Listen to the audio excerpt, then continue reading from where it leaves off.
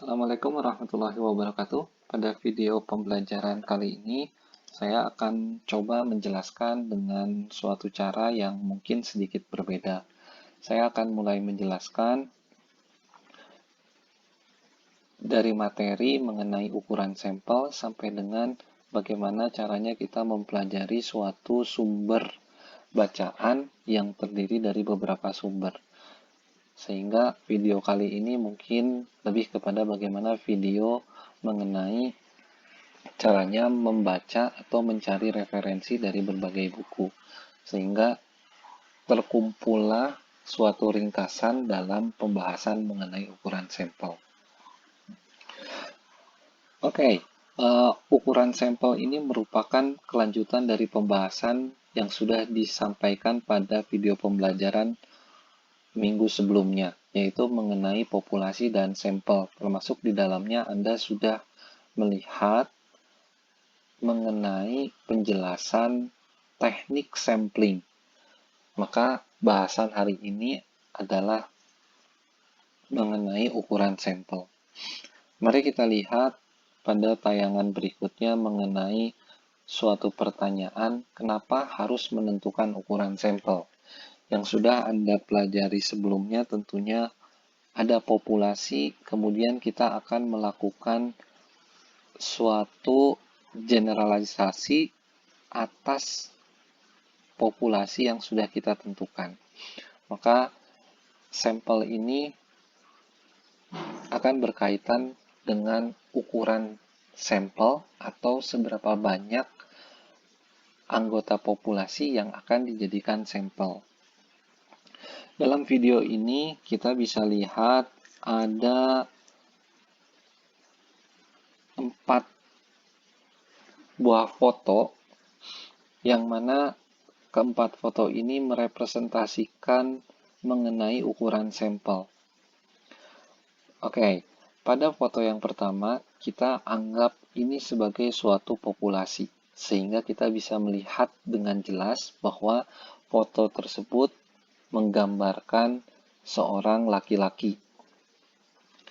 Nah, kemudian dari suatu populasi yang analoginya adalah foto pertama ini, kita akan menggunakan sampel. Pertanyaannya adalah seberapa besar jumlah sampel yang digunakan untuk merepresentasikan populasi. Kita lihat di foto yang kedua, kita bisa melihat jumlah dots. Dots ini adalah titik-titik yang membentuk suatu gambar, sehingga nanti kita bisa mengetahui bagaimana gambar ini membentuk populasinya. Di sini ada foto kedua dengan jumlah dots sebanyak 2000 dots.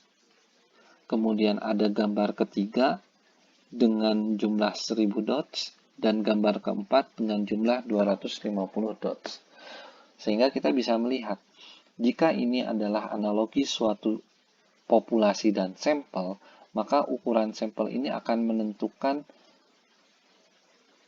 bagaimana representasi dari suatu sampel menunjukkan populasinya.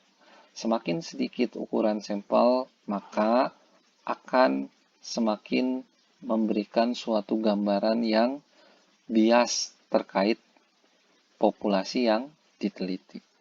Oke, berikutnya ini ada tahapan dalam pemilihan sampel. Tahapan dalam pemilihan sampel ini sebenarnya sudah dijelaskan pada video pembelajaran sebelumnya. Tetapi di sini saya sedikit mengulas mengenai bagaimana tahapan dalam pemilihan sampel, dimulai dari bagaimana peneliti seharusnya mampu mendefinisikan apa yang menjadi target populasi dari penelitian yang akan dilakukan. Sehingga dengan kemampuan peneliti dalam menentukan target populasinya, maka akan mempermudah di dalam penentuan sampelnya. Nah, tahapan yang berikutnya setelah mendefinisikan target populasi adalah memilih kerangka sampling. Nah, istilah kerangka sampling ini tidak lain adalah working population. Dalam working population, kita akan menentukan kerangka sampel yang akan digunakan untuk menjadi sampel. Nah, maka tahapan yang berikutnya setelah kita mampu menentukan kerangka sampling, maka pada pembahasan sebelumnya dijelaskan menentukan apakah teknik pengambilan sampling ini menggunakan probability atau non-probability sampling method. Nah, ketika kita sudah menentukan probability atau non-probability, maka tahap berikutnya adalah menentukan, merencanakan prosedur dalam pemilihan unit sampel. Nah, baru di tahap yang berikutnya kita akan menetapkan berapa jumlah sampel yang akan digunakan dalam penelitian yang akan kita lakukan. Sampai nantinya select actual sampling units, dan terakhir adalah conduct field work. Apa itu conduct field work? Kita masuk ke dalam tahapan pengumpulan data berdasarkan sampel yang sudah kita pilih. Nah, kurang lebih tahapan dalam pemilihan sampel ini ada 7 tahapan yang harus dilakukan sampai dengan ke pengumpulan data. Nah, yang berikutnya adalah menentukan ukuran sampel. Nah, ukuran sampel ini minimal kita harus mengetahui berapa jumlah populasi dan taraf signifikansi yang diinginkan. Apa itu taraf signifikansi atau yang disebut dengan alpha dalam konteks penelitian? Taraf signifikansi ini adalah bagaimana peneliti ingin mengambil suatu kesimpulan atas suatu sampel terkait dengan populasi dengan derajat kesalahan yang ditoleransi. Misalnya, seorang peneliti ingin menentukan taraf signifikansinya sebesar 5%. Dengan kata lain, toleransi terkait dengan kesalahan atas sampel yang dipilih adalah 5%, atau 95% sampel mampu merepresentasikan suatu populasi. Nah, dalam menentukan ukuran sampel ini, kita harus jeli di dalam menentukan ukuran populasi. Ukuran populasi itu berkaitan dengan target populasi. Sehingga kalau kita tidak mampu menentukan target populasinya, maka kita tidak mampu menentukan ukuran populasi. Nah, yang berikutnya adalah taraf signifikansi yang harus ditentukan dalam melakukan suatu penelitian. Pertanyaannya, apakah taraf signifikansi ini ada aturan mainnya? Tentu ada. Ya. Berdasarkan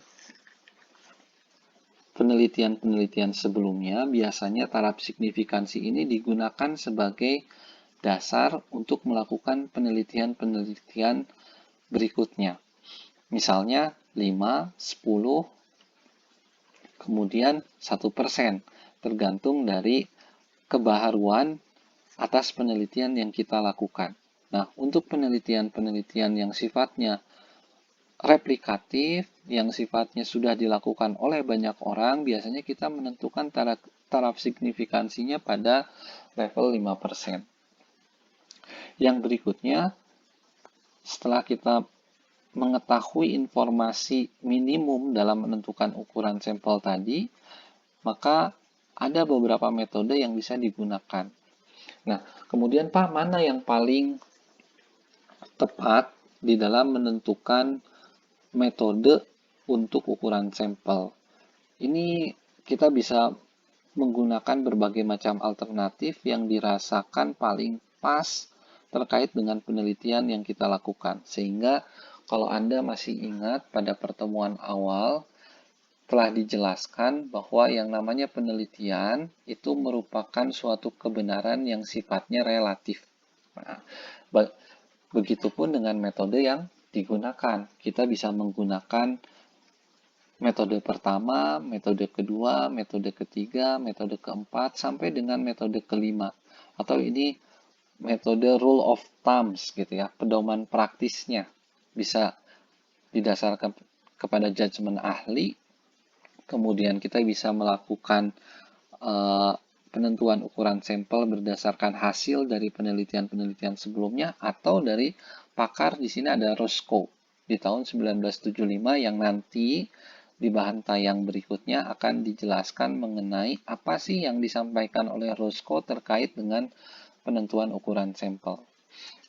Oke, kita mulai dengan contoh penentuan ukuran sampel dengan tabel Crazy and Morgan. Mereka memperkenalkan suatu metode penentuan ukuran sampel yang diterjemahkan ke dalam penggunaan suatu tabel. Sehingga tentu kita lebih mudah ketika menggunakan tabel di dalam menentukan ukuran sampel. Di sini saya menggunakan suatu ilustrasi. Tentunya ilustrasi ini didasarkan kepada data asumsi. Ya, sekali lagi ilustrasi ini digunakan berdasarkan suatu data asumsi.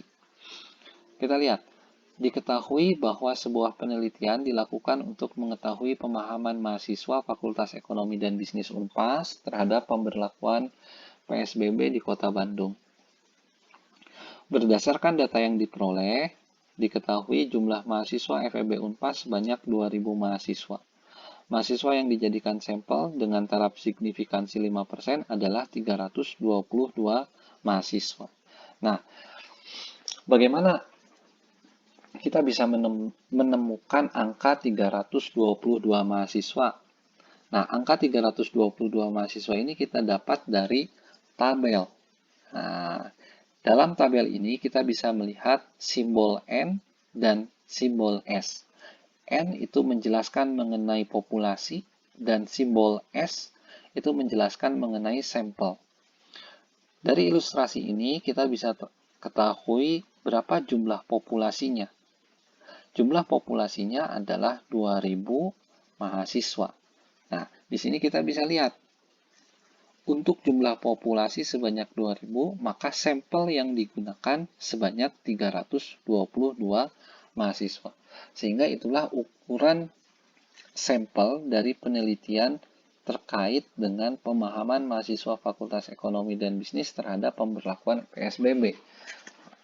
Yang berikutnya ada metode Isaac and Mikhail. Nah, dalam metode ini sudah mempertimbangkan taraf signifikansi. Jadi metodenya hampir mirip pada metode sebelumnya, tetapi di sini ditambah dengan taraf signifikansi. Dengan ilustrasi yang sama, maka kita akan menggunakan tabel yang ada terkait dengan berapa jumlah populasi yang disimbolkan dengan huruf N dan berapa jumlah sampel yang didasarkan kepada taraf signifikansi. Dalam ilustrasi ini, jumlah sampelnya itu ada di angka 297, sehingga yang menjadi sampel dalam penelitian ini adalah 297 mahasiswa. Metode yang ketiga, kita menggunakan nomogram Harry King. Nah, metode yang ketiga ini cukup rumit kelihatannya, tetapi sebenarnya ini pun cukup praktis, sama praktisnya dengan menggunakan metode-metode sebelumnya. Nah, dengan ilustrasi yang sama, tadi kita punya informasi ada 2.000 mahasiswa, maka dengan nomogram Harry King ini kita bisa lihat, di sini ada ukuran populasi sebelah kanan.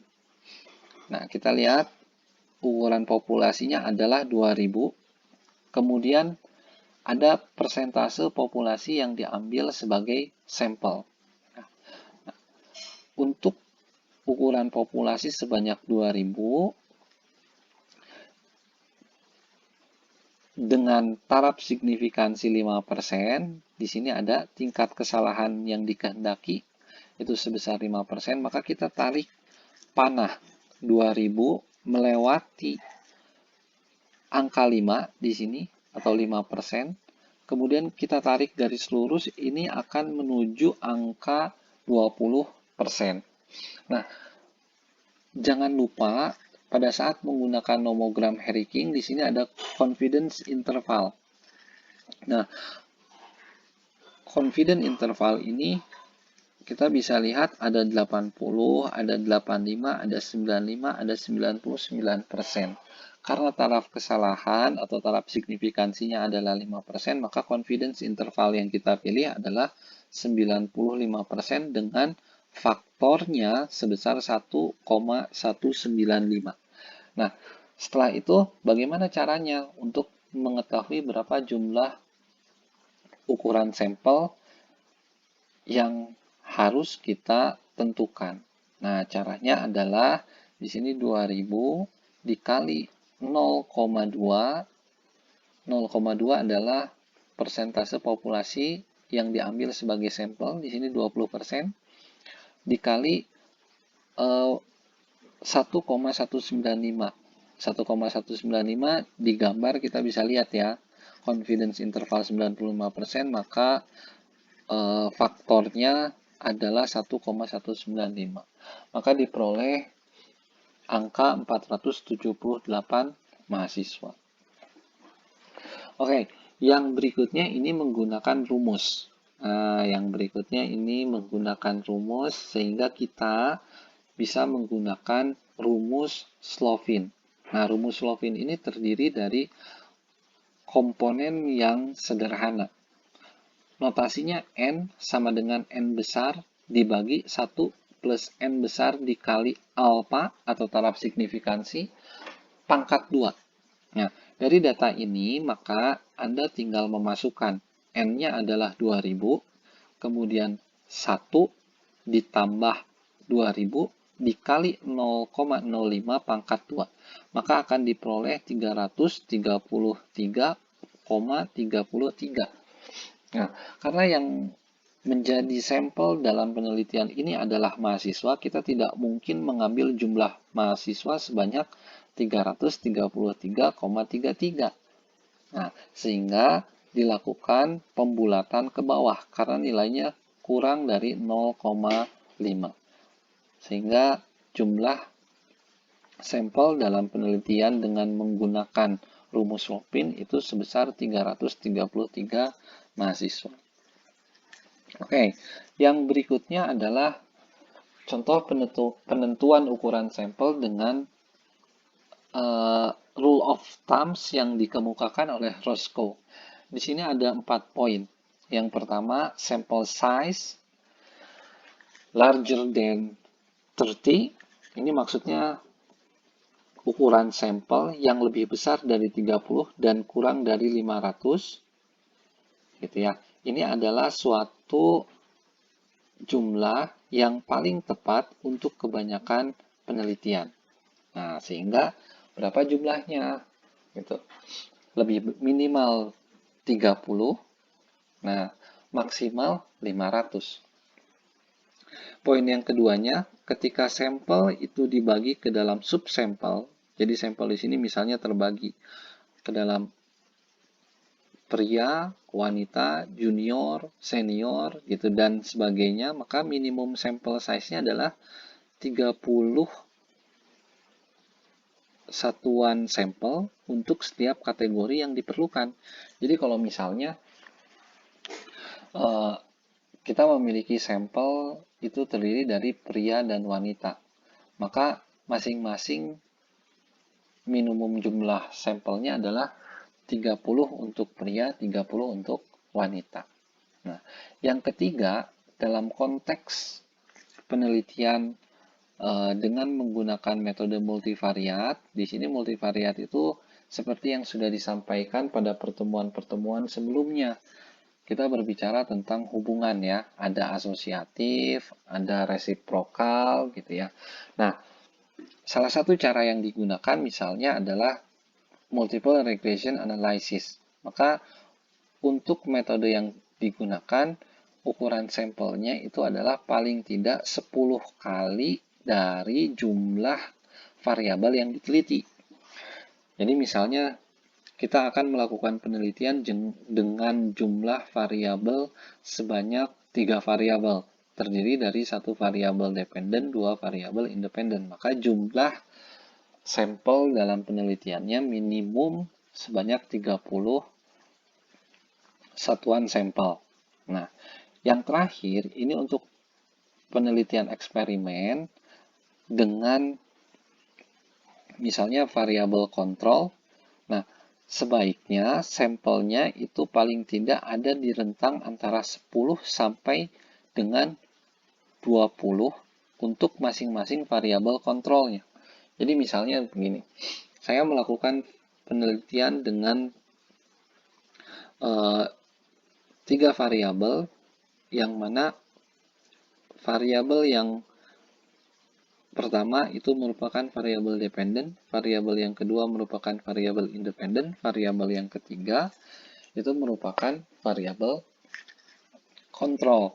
Nah, maka dalam experimental research ini paling tidak kita memiliki rentang sampel minimumnya antara 10 sampai 20 gitu. Maka kalau tadi misalnya ada 3 variabel termasuk 1 variabel kontrol, jumlah sampelnya menjadi 20 dikali misalnya dikali 3. Jadi kita punya 60 jumlah sampel untuk penelitian eksperimen. Oke. Nah, materi pembelajaran untuk ukuran sampel sekian yang bisa disampaikan. Sebelum saya mengakhiri video ini, maka saya akan mengajak Anda bagaimana caranya memahami suatu proses di dalam melakukan pembelajaran. Karena kebetulan kondisi kita hari ini dalam kondisi yang sulit untuk melakukan pertemuan tatap muka, maka saya menambah suatu video berkaitan dengan bagaimana merangkum suatu hasil dari materi yang saya sampaikan didasarkan kepada referensi yang saya gunakan. Baik, untuk itu saya di sini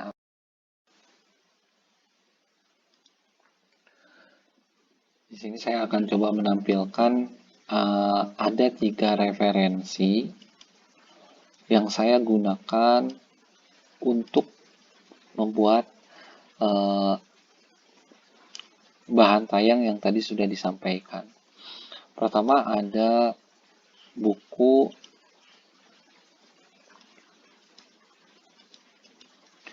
Business Research Method karangannya Zygmunt.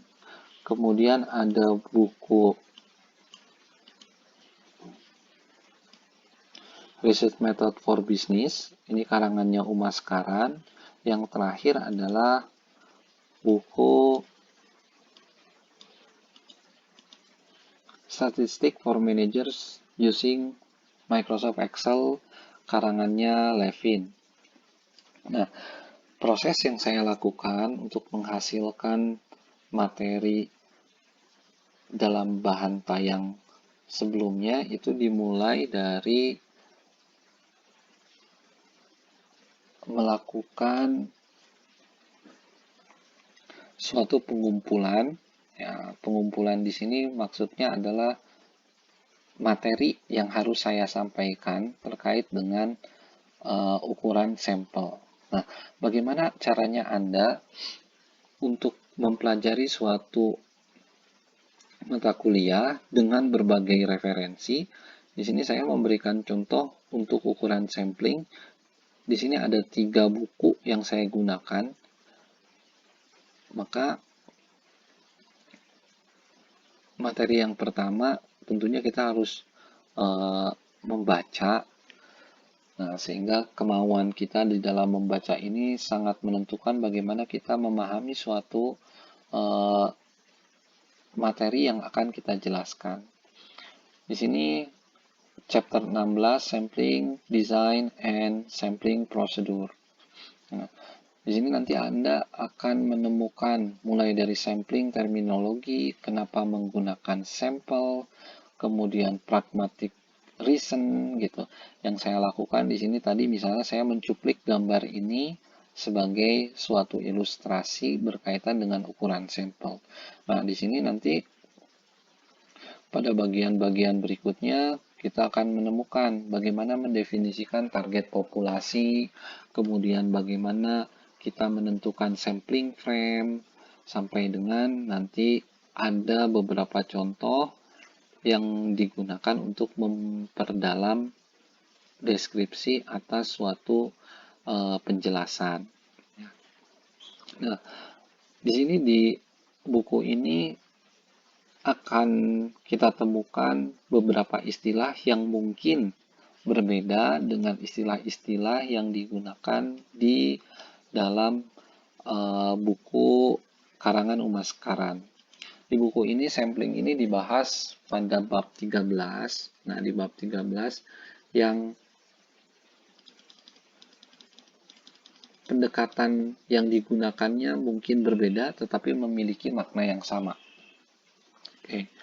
Nah, di sini ada, kita bisa lihat, sampling design itu mirip di bukunya Zygmunt, itu menjelaskan mengenai determine if a probability or non-probability sampling method will be chosen. Nah, berarti nanti plan procedure for selecting sampling units. Ya, nah ini sama dengan apa yang disampaikan mengenai sampling design. Ya, sampling design. Nah, nanti pilih gitu. Kita mau pilih yang probability, non-probability, kemudian nanti sampai kepada sample size. Ya, sample size. Nah, di Zygmunt itu disebut dengan determine sample size. Nah, di buku research method itu disebut dengan sample size. Nah, istilahnya di sini ada population, ada element, ada sample, ada sampling unit, and subject. Nah, apa itu population? Definisi yang ada di buku research method karangan Umas Karan dengan definisi yang ada di buku business research karangan Zygmunt ini memiliki definisi yang berbeda tetapi memiliki makna yang sama. Ya, kalau di sini population itu berhubungan dengan entire group of people, event or things of interest that the researcher wishes to investigate. Jadi entire keseluruhan ya, mau itu grup dari suatu orang, kejadian, atau suatu benda yang menjadi daya tarik seorang peneliti untuk melakukan suatu investigasi. Nah, dalam Zygmunt, kita lihat, di Zygmunt ini ada di bagian mengenai definisi target populasi. Nah, definisi target populasi. Jadi dalam buku Zygmunt ini lebih menekankan kepada bagaimana seorang peneliti ini mampu menentukan apa sih yang akan menjadi subjek atau objek dalam penelitian mereka. Nah, tujuannya apa? Tujuannya kita nantinya mampu mengambil suatu keputusan terkait dengan sampel yang akan kita pilih. Gitu ya. Nah, kemudian saya mengambil dari statistik for manager using Microsoft Excel. Mungkin ini lebih ke praktikal ya, lebih ke praktikal yang mana di sini saya ambil sampling distribution gitu. Mungkin kalau Anda membacanya di sini Anda jadi tambah bingung gitu ya. Jadi tambah bingung karena kok di sini ada sampling distribution, di sana nggak ada istilah sampling distribution, kemudian ada sampling distribution terkait dengan rata-rata, ada distribusi sampling terkait dengan proporsi gitu ya. Nah, apa sih yang membedakan gitu? Yang membedakannya di sini kita berhubungan dengan bagaimana caranya kita menentukan suatu sampel. Kita belum masuk ke dalam bagaimana kita menentukan sampling ini di dalam penggunaan analisis data. Nah, untuk kuantitatif tentunya semuanya berkaitan dengan analisis data kuantitatif, ya. Karena hubungannya ketika kita membahas populasi, kemudian kita menggunakan sampel, kemudian kita akan menghasilkan suatu kesimpulan atau pengujian hipotesis. Nah, pengujian hipotesis ini berhubungan dengan ini, statistika, ya, yang tentunya sudah Anda pelajari pada mata kuliah statistika, ya. Nah, determining sample size dalam konsep statistika nanti akan berhubungan dengan bagaimana suatu sampel ini mampu memberikan kesimpulan yang jelas atas hipotesis dalam suatu penelitian, gitu ya. Nah, karena menggunakan sampel, maka kita harus mengujinya dengan menggunakan statistika.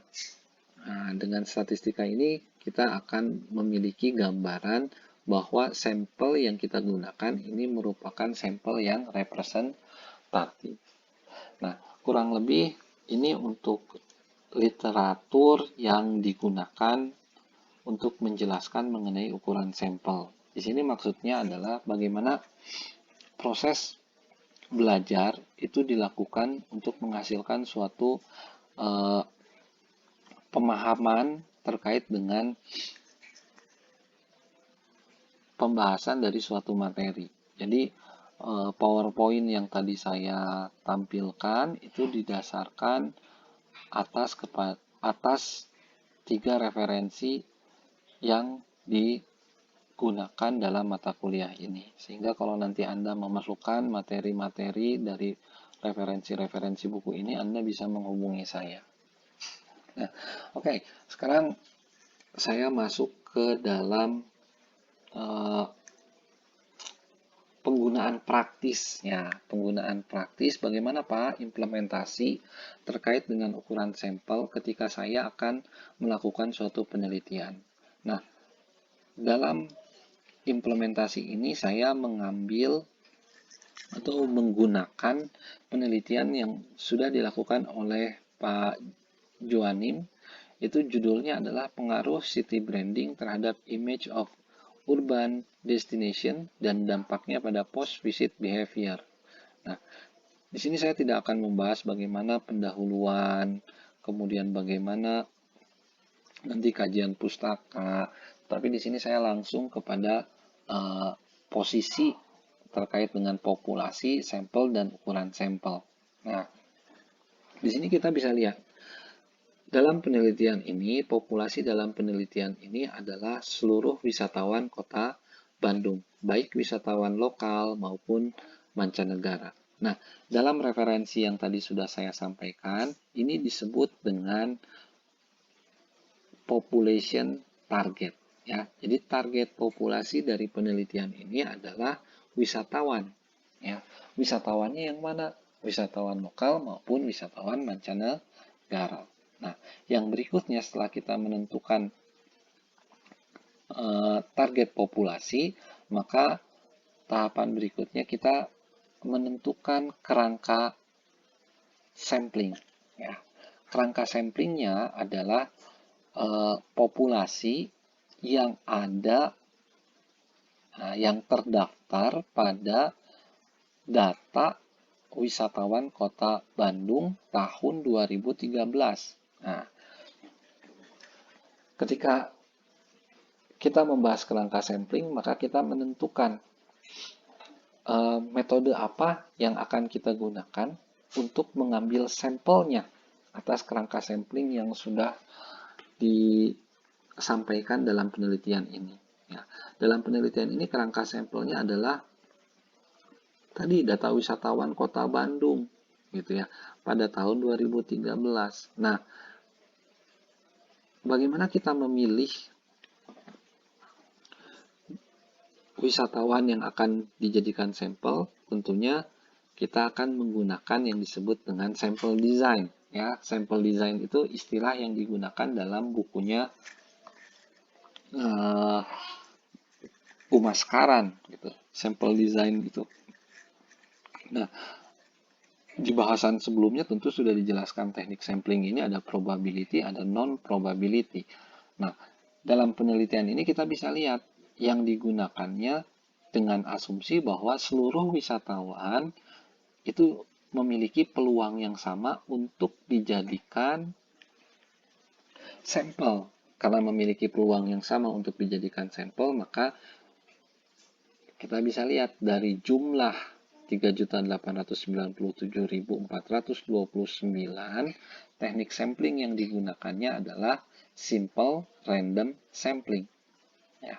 Nah, simple random sampling, teknik sampling yang digunakan, kemudian ukuran sampelnya berapa? Nah, ukuran sampelnya di sini menggunakan rumus Slovin. Nanti kita tinggal masukkan. N-nya adalah 3.897.000 sekian. Kemudian taraf kesalahannya atau derajat kesalahannya atau alfanya 10%, maka akan diperoleh angka sebanyak 100 responden. Gitu. Nah, caranya gimana tadi? Rumus yang tadi kita masukkan. Gitu ya. N-nya berarti 3 juta dibagi 1 plus N. N-nya ini ya 3 juta dikali 0,1 pangkat 2. Nah, diperolehlah hasil sebanyak 100 responden dalam penelitian ini. Oke, sekian materi yang bisa saya sampaikan. Jika ada pertanyaan, Anda bisa menyampaikannya melalui media WhatsApp grup yang sudah saya buat. Jangan lupa untuk memberikan review terkait dengan apa yang sudah saya jelaskan, karena itu digunakan sebagai dasar untuk kehadiran Anda. Nah, review di sini tidak berat, Anda hanya cukup menyampaikan apa yang Anda peroleh, apa yang Anda pahami atas video yang sudah Anda tonton. Sekali lagi, saya ucapkan terima kasih. Wassalamualaikum warahmatullahi wabarakatuh.